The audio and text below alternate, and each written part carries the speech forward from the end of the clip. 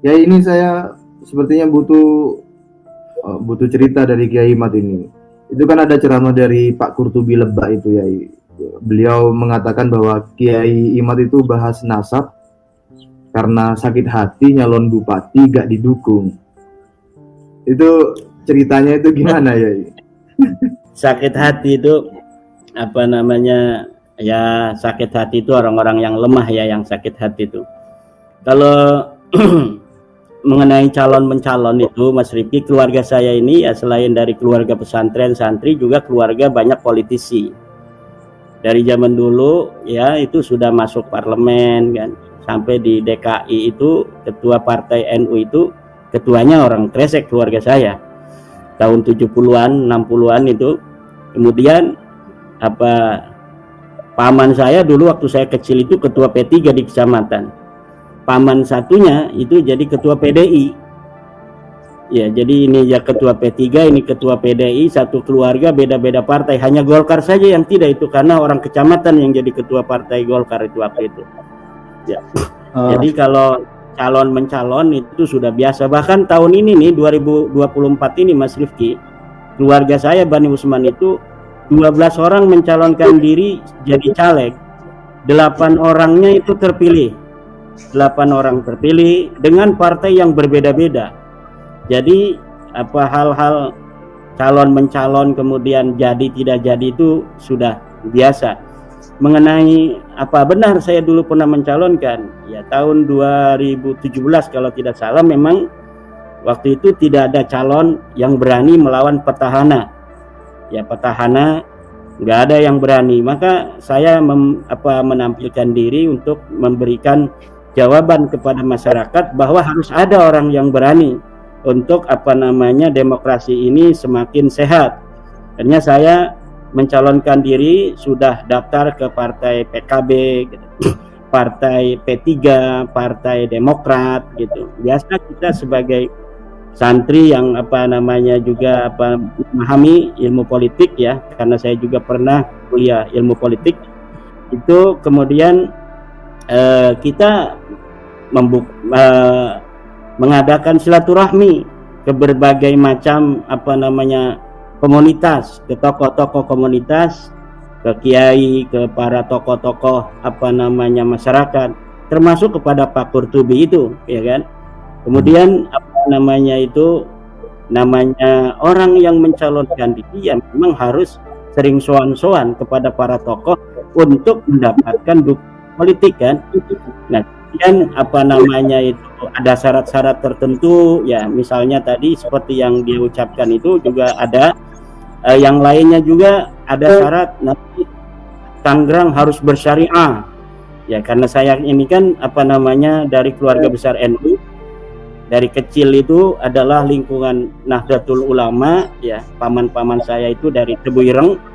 Kemudian apa namanya kita diajari agama itu agama yang apa substansialisme, bukan agama formalisme, di mana apa namanya simbol-simbol keagamaan itu tidak terlalu penting daripada isinya, yaitu yang apa namanya itu ditanamkan oleh ajaran-ajaran Nahdlatul Ulama. Ini tahun 1936 di Kresek itu sudah ada majelis wakil cabang. Kiai Muhammad Amin, bapaknya Kiai Ma'ruf Amin itu datang dari Mekah tahun 1936 itu langsung menyusun apa kepengurusan tingkat kecamatan MWCNU. Saya pun kan tahun 2006 itu ketua majelis wakil cabang NU di kecamatan Kresek. Akhirnya karena apa namanya itu ada syarat-syarat tertentu, harus bikin apa namanya FPI di tingkat desa dan lain sebagainya. Ya saya kan kader NU, saya lebih apa namanya itu menjadikan ajaran-ajaran Nahdlatul Ulama inilah yang harus menyebar di tengah-tengah masyarakat. Karena ajaran Nahdlatul Ulama adalah ajaran-ajaran yang telah terbukti sebagai ajaran yang apa namanya mampu membawa keberagamaan di Indonesia seperti sekarang ini. Mulai dari zaman Wali Songo, ajaran-ajaran rahmatan lil alamin, ajaran-ajaran yang penuh dengan toleransi, ajaran-ajaran yang penuh dengan apa namanya akhlakul karimah diajarkan oleh apa namanya para wali songo, kemudian kepada para kiai sampai kita hari ini. Jadi saya lebih apa namanya itu mengedepankan bagaimana ajaran-ajaran Nahdlatul Ulama di kampung saya ini untuk semakin menyebar.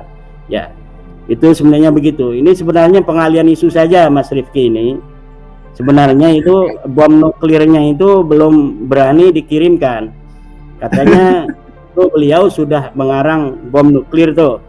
Bom nuklirnya sudah jadi dibakarkan itu di pondoknya, tapi belum berani dikirimkan ke saya. Nah, atau misalnya kalau misalnya harus bayar ya kita bayar lah. Kalau misalnya kitabnya di COD ke sini kita bayarin gitu kan. Dulu ada seorang kiai dari Sukabumi yang membuat bantahan terhadap apa tesis saya, kemudian diantarkan ke pondok saya, kemudian kitab itu berbahasa Arab oleh kiai dari Sukabumi, Syekh Abdullah Mukhtar. Dia orang asli sini, kemudian kakeknya pindah ke Sukabumi. Nah, kemudian kita balas dengan apa namanya bahasa Arab pula. Dan beberapa orang yang membuat bantahan kepada saya juga saya balas gitu. Beliau juga kalau beliau mengantarkan atau misalnya mengirimkan apa namanya melalui kurirnya bahwa ini ada bantahan ini yang membantah daripada tesis saya, ini jawabannya nanti akan saya apa namanya itu jawab dan saya akan kirimkan ke beliau gitu, Mas Rifki. Jadi nggak usah bikin narasi-narasi yang bermacam-macam. Bikin aja kitabnya, kalau sudah ada ya tolong dikirimkan agar kita bisa untuk menganalisa dari sisi apa ilmu nahunya, ilmu sorobnya, atau dari sisi apa yang paling penting itu adalah apakah apa yang apa namanya dia tulis itu nanti akan bisa menjawab daripada apa-apa yang kita pertanyakan selama ini. Satu, tentang apakah ada dalil bahwa Ahmad bin Isa pernah hijrah ke Hadramaut? Apakah ada dalil yang mengatakan Ubaid sebagai anaknya Ahmad? Apakah ada dalil yang menyatakan bahwa Ubaid ini punya anak namanya Jadid gitu kan? Nah, itu saja yang paling penting. Adapun secara epistemologis nanti misalnya tentang apa-apa yang telah diangkat oleh para pembela Balawi di Rabita itu seperti Suhra dan Istifadah, itu bisa juga kita masuk di dalam perdebatan itu, karena itu perdebatan ilmiah yang epistemologis yang jawaban-jawabannya sudah ada di apa namanya kitab-kitab fikih para ulama. Kita tinggal membaca, kemudian kita bisa menganalisa dan menghipotesa, kemudian mengambil kesimpulan. Berarti dulu ketika Kiai Mat itu bersilaturahmi ke Pak Qurtubi Lebak itu ada pensyaratan untuk harus bikin FPI sampai tingkat desa, begitu atau salah kesimpulan saya? Saya terlalu lama kayak, jadi lupa secara detailnya. Yang saya ingat itu tentang Tangerang bersyariah dan membikin FPI tingkat desa begitu. Betul, itu ada itu. Ada ya. Tapi Kiai Mat lebih memilih untuk apa namanya nuansa kultural NU gitu ya. Ya, karena memang di sini nggak bakal laku kan kalau daerah kita ini daerah yang sangat Nahdlatul Ulama sekali gitu.